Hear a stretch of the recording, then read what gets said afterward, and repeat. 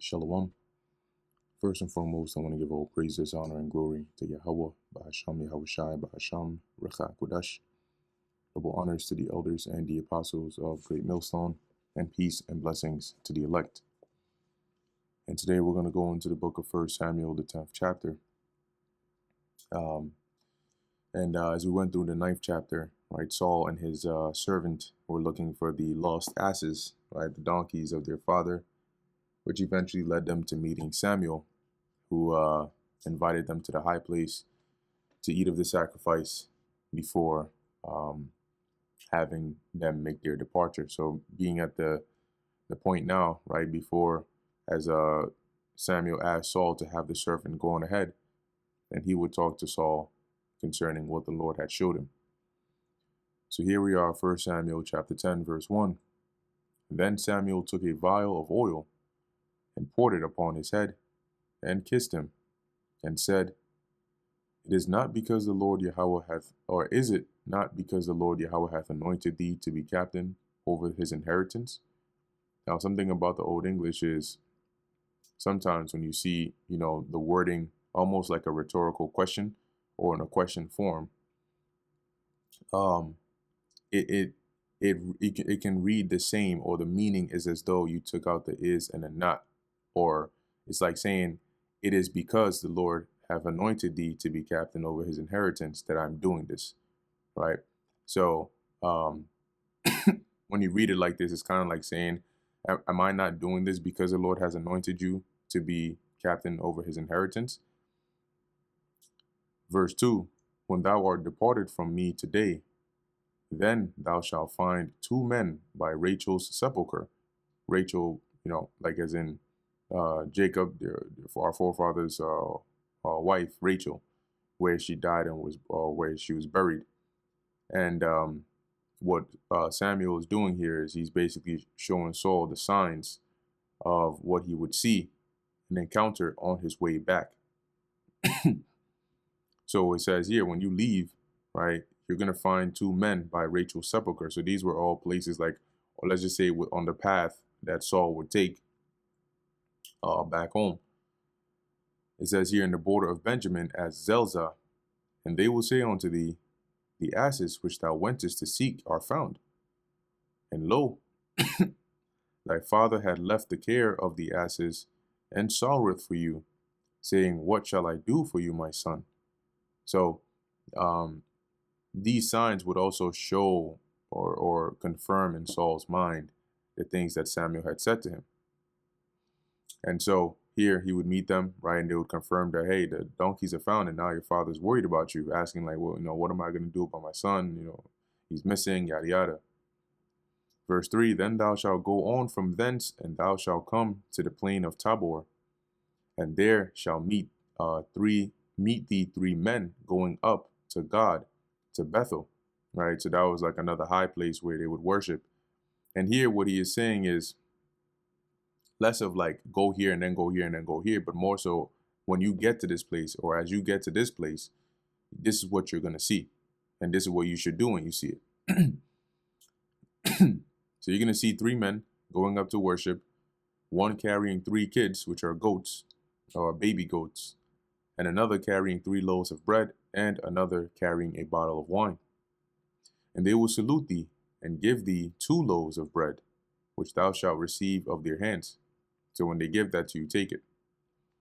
After that, thou shalt come to the hill of God, where is the garrison of the Philistines. So remember that the Philistines had, it is a back and forth. So the garrison was like a, it's like today having a little, like a precinct. Let's go into the word garrison here. Something placed, pillar, post, prefect. So like a station, right, where they would have some of the Philistine troops around. So basically, Samuel is marking the place. Like when you get to that place where, where the Philistine is, or the Philistine's garrison is, it's like somebody telling you today when you go, when you get to this part where you see where the police precinct is at, when you get there, you're going to see yada, yada, yada. And it shall come to pass, when thou art come thither to the city, that thou shalt meet a company of prophets coming down from the high place, with a psaltery and a tabret and a pipe and a harp before them, and they shall prophesy. And the Spirit of the Lord Yahweh will come upon thee, and thou shalt prophesy with them, and thou shalt be turned into another man. And what that means is the Lord is going to put a different spirit upon you. And let it be, when these signs are come on to thee, that thou do as occasion serve thee, for God is with thee. So when you see these signs that I've told you, do as I've told you. All right. And like, for example, accept the 2 loaves of bread, and so on.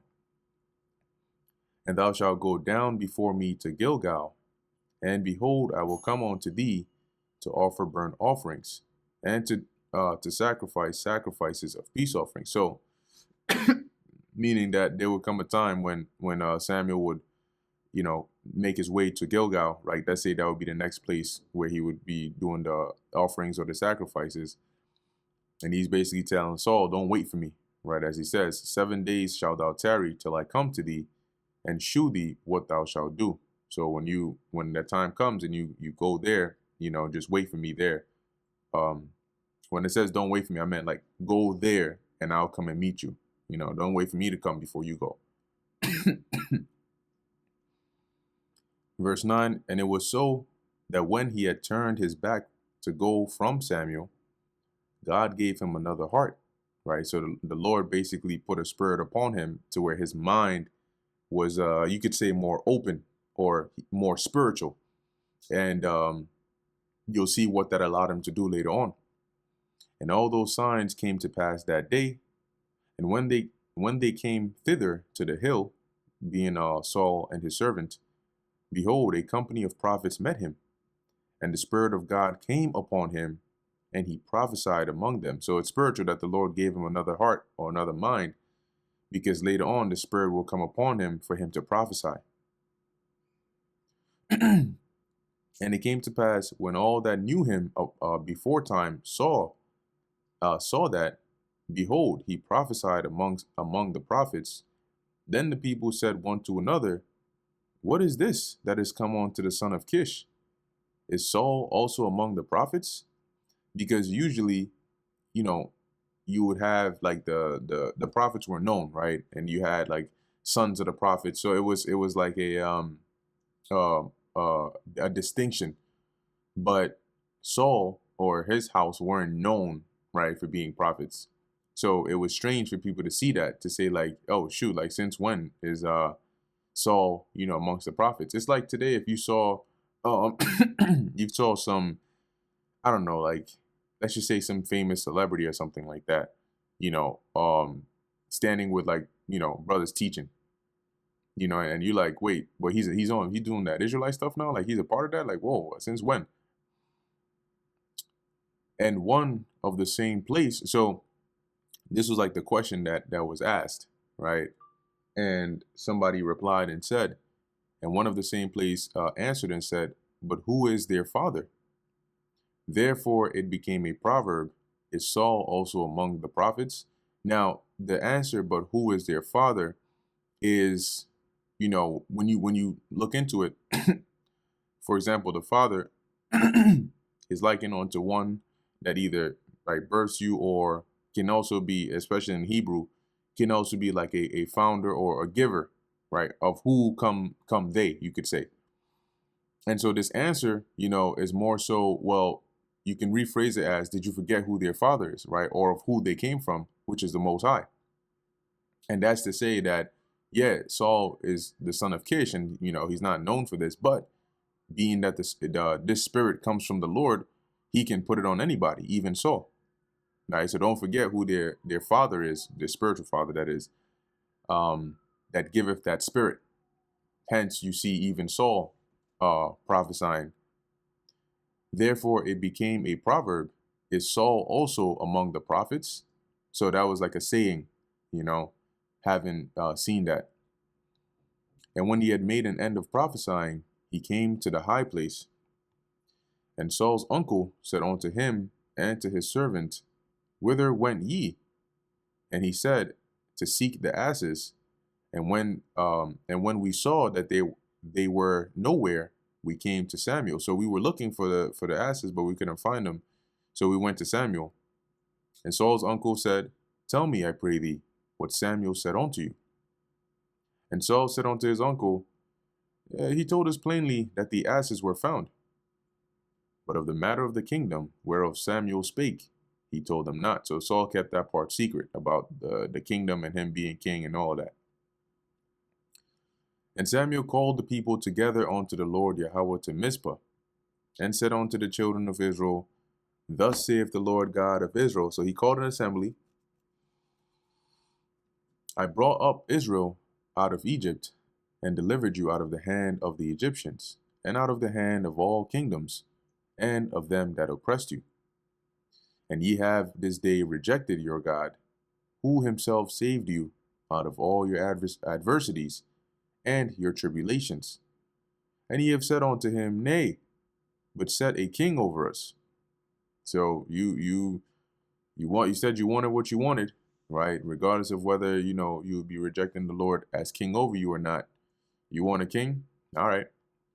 "Now therefore present yourselves before the Lord Yahweh by your tribes and by your thousands." So so what they would do here is basically cast a lot to determine, who the king would be.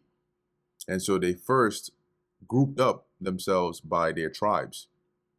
And typically a lot would be like if you had, for example, a coin, right? A coin toss. That's an example of a lot, right? Casting a lot, right? Where based on what side it falls on, if it's heads or tails, it would mean one thing, right? Maybe yes or no or something like that.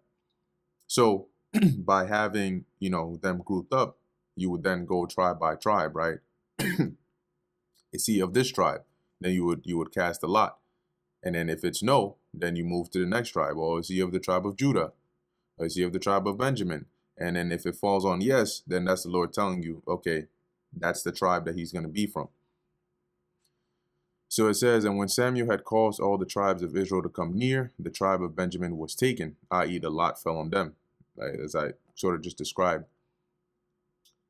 When he had caused the tribe of Benjamin to come near. So now of the tribe of Benjamin, it says here by their families, they were now separated into subgroups, differentiating by their families. So this would narrow down who the king would be. It says here, he he caused them to come near by their families. And then once again, is he of this family? Is he of this family? Is he of this family?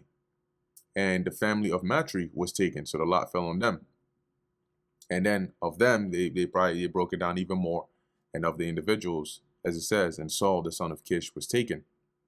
And when they sought him, he could not be found. So they were looking for him, and they're like, "Yo, where'd he go?"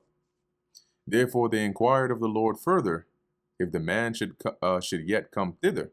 So are we going to find him? And the Lord answered, "Behold, he hath hid himself among the stuff." And they ran and fetched him thence. And when he stood among the people, he was higher than any of the people from his shoulders upward. So he went and hid, but then they went and found him and brought him. And Samuel said to all the people, "See ye him, whom the Lord Yahweh hath chosen, that there is none like him among all the people." And all the people shouted and said, "God save the king," which is like a blessing, like almost like saying, "Long live the king." Then Samuel told the people the manner of the kingdom, and wrote it in a book, and laid it up before the Lord. And that manner of the kingdom, meaning what would be the duties of the king, what would be his rights, what is he entitled to, like all of those things.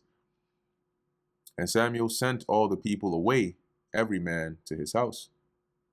And Saul also went home to Gibeah, and there went with him a band of men whose hearts God had touched. So there was a group of men that the Lord put the Spirit upon to basically remain and go with Saul. But the children of Belial said, and these were like, when you look at the word Belial, it's like fools or base men, right? Worthless, wicked, good for nothing. And you always have those. So those of them that were there, that were the children of Belial, said, "How shall this man save us, and they despised him and brought him no presents, but he held his peace. So they were basically like, you know, yeah, okay, like we're not really down for this, but anyway. And so Saul, I mean, obviously Saul heard, but he just ignored it. And that brings us to the end of 1 Samuel, the 10th chapter. Lord willing, this was edifying to the elect. In closing, I want to give all praises, honor, and glory to Yahweh, Bahasham Yahweh Shai, Bahasham Rechak Kodash. Until next time, Shalom.